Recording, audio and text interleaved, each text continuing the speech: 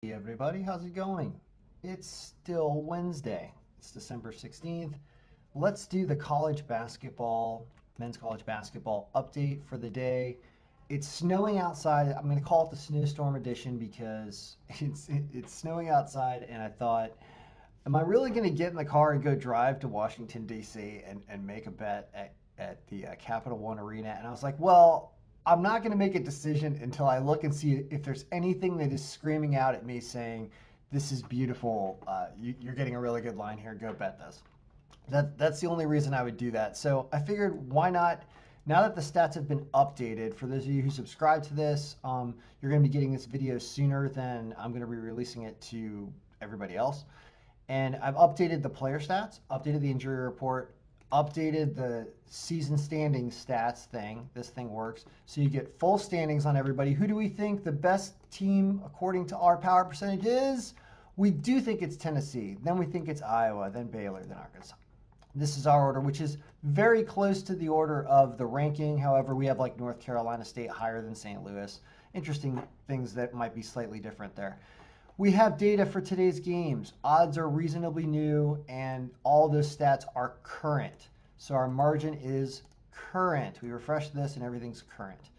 So let's go through and say, are there any cool games? And the answer is, I don't know yet. Louisiana State has a line that doesn't seem like they're supposed to win this game, but it's unbettable because they're favored by 25 points. So I mean, if somebody wants to convince me to how to play these games with big spreads, try to convince me. But I always see it kind of being a coin flip. So I don't mess in coin flips because you're always going to be 50-50 if you live in a world of coin flips. So you need to have better information when you make a wager. Bryant and Wagner, bad line, bad points. They are supposed to win, but you can't bet them. Colorado, Omaha, same problem. These are teams you would throw on one huge parlay. You throw like 10 of them together and probably maybe double your money if you hit all of them, which you probably will. I think that's how you handle it, but that's kind of a boring way to bet, and you lose one game and you end up losing everything. Texas, Sam, Houston State, same problem. Mississippi, Middle Tennessee, same problem. Let's keep a look at our projected scores to kind of see what they're doing, to see if they're getting more realistic. I'm going to start working on those this weekend, I think. Mississippi, nope. Syracuse and Northeastern, same problem. Thinks they're going to put up 107 points. Good for them. Villanova and Butler, same problem. Only one game played for Butler, by the way. So I wonder if maybe Butler plus 11, because they've only played one game, maybe they're better than what they show. I always like Butler. I always like picking them in the tournament. They're a fun team. So Villanova's coming off. Samford and Troy. So, all right, this is the same thing I talked about in the video yesterday. Now, I am not going to run out and drive in the snow to go bet on Samford over Troy. Why is that, everybody? You guys know the answer, right? Because they're away. They also only played 4 games. So, and this power percentage is not great at 34. It's okay. I mean, anything above 20, 30 is a reasonable team. Above 40 or 50 is a good team. And above 60 or 70 is a really, really good team. I think the highest one is what, 70-something% in there? 79 for Tennessee. So, let's see here. So, it's a bettable game, but it's not. It is not worth leaving the house. So I'm going to leave them on there because they're part of the round robin we're going to create, but I may not go bet this round robin because I may not care enough to do this. Oregon and San Antonio, favored by 7.5. They have a low power percentage, so definitely don't want to touch that, even on the minus 360, because that's a very low. If anything, you take Texas San Antonio plus 7.5, even though they're on the road, because this is a really low power percentage. But they're probably pretty bad, too. That's the problem. You end up getting money on a bad team as well. So Texas, San Antonio, actually, it's Oregon State that's coming off. Oregon State, boom. Marshall and Toledo.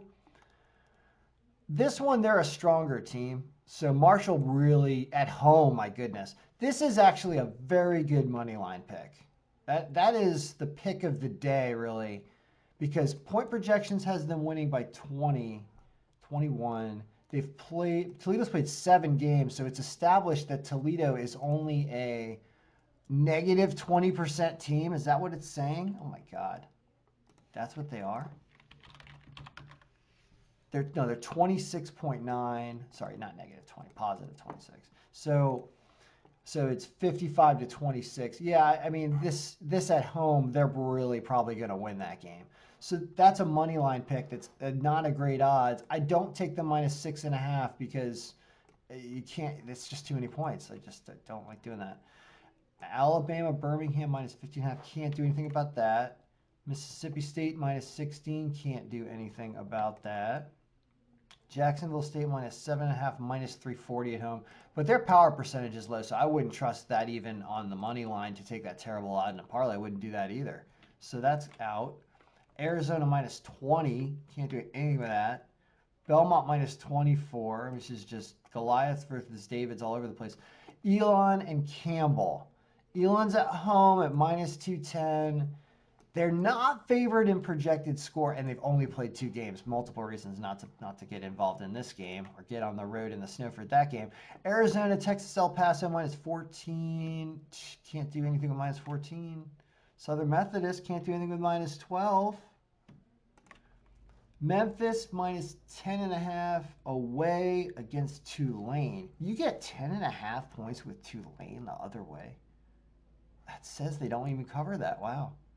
I was confused by this game. I thought Tulane was better, but you can't do anything with 10.5 points anyway. If anything, I would think about taking Tulane, but apparently Tulane is only a 20% team right now, so I'm working off of bad information on how good Tulane is.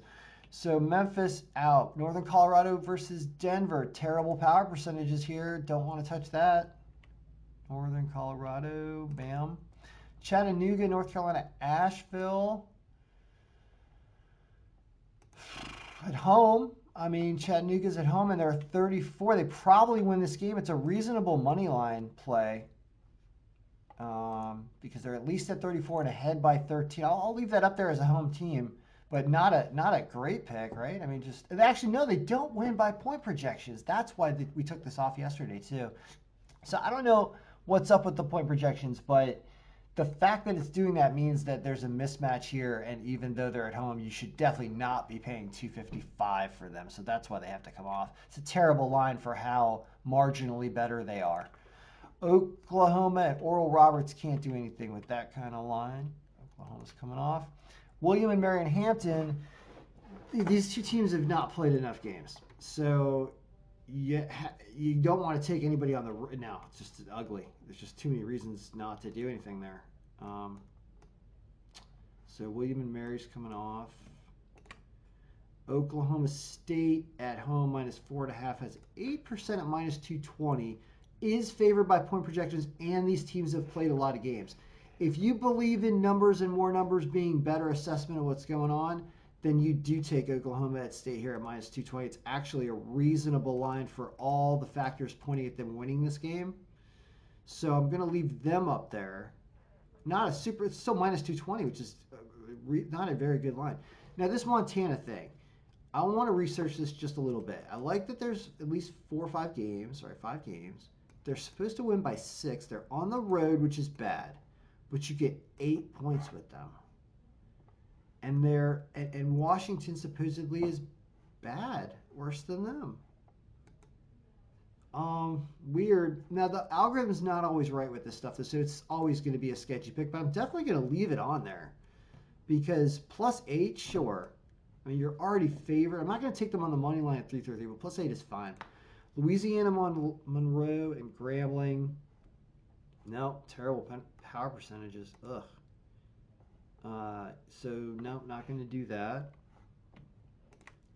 Massachusetts at LaSalle. I was thinking about this game. This game, Mass is away, and LaSalle is close. I kind of like LaSalle at home +3.5. Don't you? Because it's so close, and you start flipping these games around. If we unhide stuff, I think we'll get all the games now. Yeah, we'll see the bottom part of that game in a second. It'll be right. Where is it? right here. They're plus 150, plus 3.5, and they're a 17% power, and they're down by 5, but they're at home. So what I just did there, what I just unhid, was I unhid all the games. Normally I was filtering by marginal win scores greater than 0, which leaves you right here. And you can see that right here, all these games that are low marginal win percentages right here, how many of those teams are away, right? All of these away teams. And what do we, except for Purdue and Vanderbilt, and yeah, that's crazy too. Like, why not get Vanderbilt plus 6.5? There's a lot of interesting stuff down here. And what I'm going to do is I have the round robin sheet. I know we're 10 minutes in. But I set up 1, 2, 3 tickets. And it's urging me to get in the car and go drive in the snow now that I think about what I'd like to do here.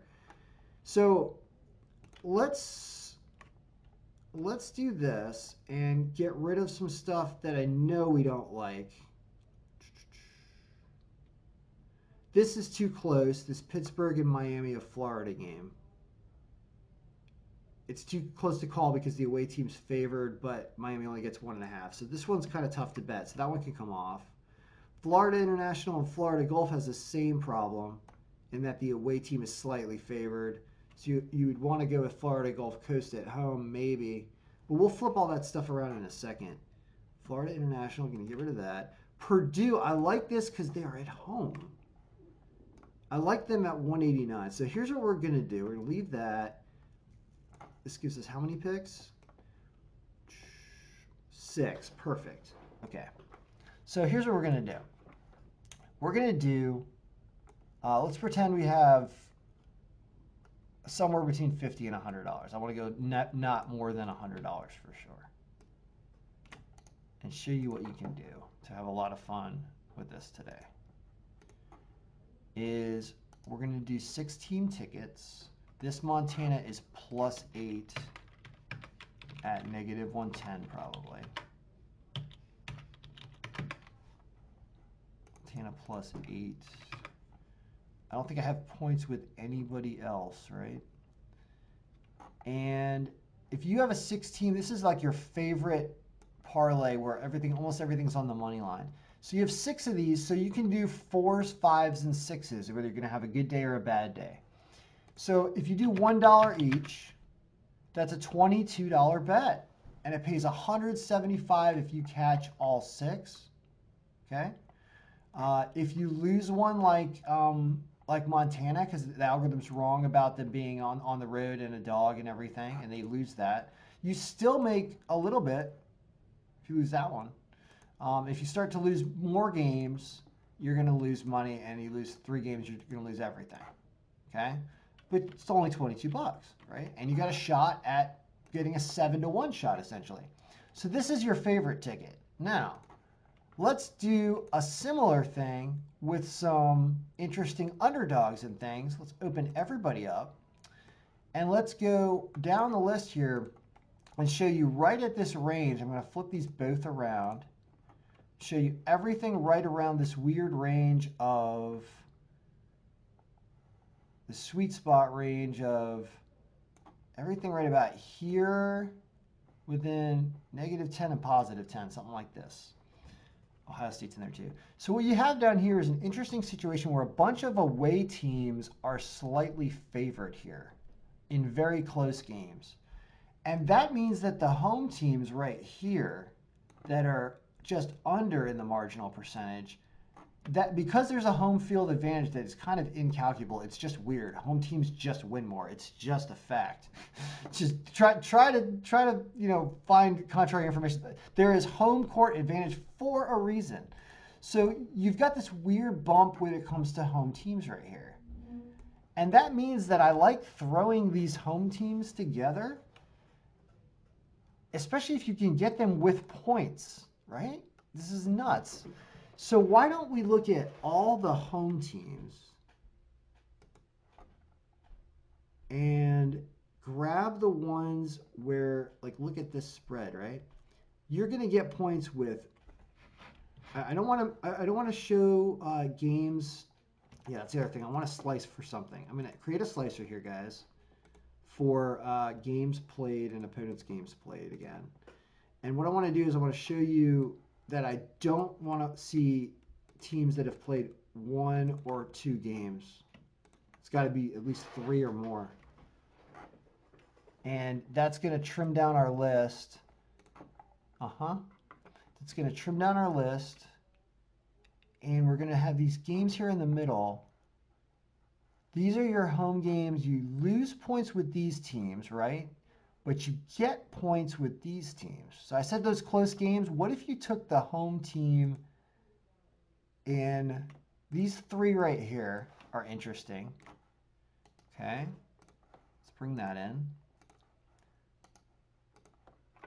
These are all going to be at minus 110 actually. So let's do this.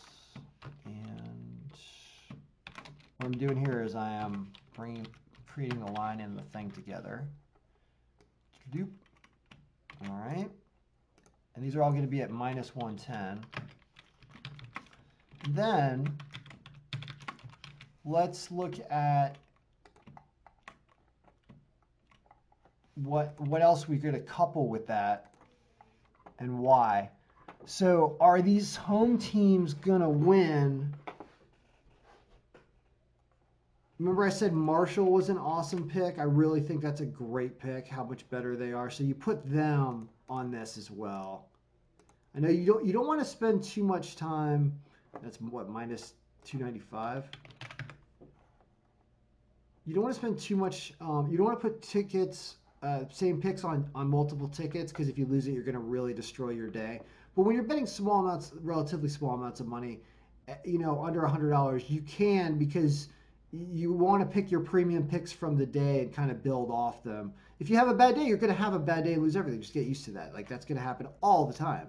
Not every day, obviously. You're going to win amazing amounts of money on some days, and it's all going to be worth it. Is there anything I like down here? Was it Chattanooga, but the point projections are screwed up?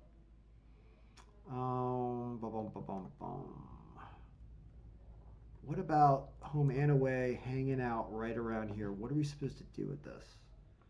I'm not sure exactly how to play this, but like Purdue wins. Right? I don't want to put them on. I kind of do because I'm running out of options. This is making me not want to drive in the snow, actually. And the reason is that these games are not great. I don't see anything I love other than I think Marshall's going to win. They're my pick of the day just to win on the money line. But other than that, I'm kind of struggling for stuff here, and I've got other work to do. So I'm not going to bet today. But these are the 2 types of things that I would do with under $50. Actually, I'm going to do $22 and $22, right? $44 or something. That's what my simulation would be. Because there's just nothing great. I know it's another long-ass video, but there's nothing good. All right, I got to go do other work. Is it Notre Dame plus 3.5? I like that. That's a fun pick, actually. Yeah, I already have it there. Well, what if you do this in terms of 5s, right? You don't want to do 6 because I just really can't find anything. You could do 3 4s and 5s. Oops. 3 4s and 5s. That's $16 to win 100, right? So you do that plus your 22. You bet $38 with a chance at winning 175 plus, or 90 plus 153. At $240, almost $250 you could make off a $38 bet with these relatively good teams and picks based on what we've seen. So that's going to be the last update for the 16th. I'm going to do payroll work. You're going to see a video about California 2021 payroll tax rates coming out of me. Is the next video you're going to see, among other things. So good luck, everybody. I've decided I'm not betting today based on what's available. So good luck to those who do.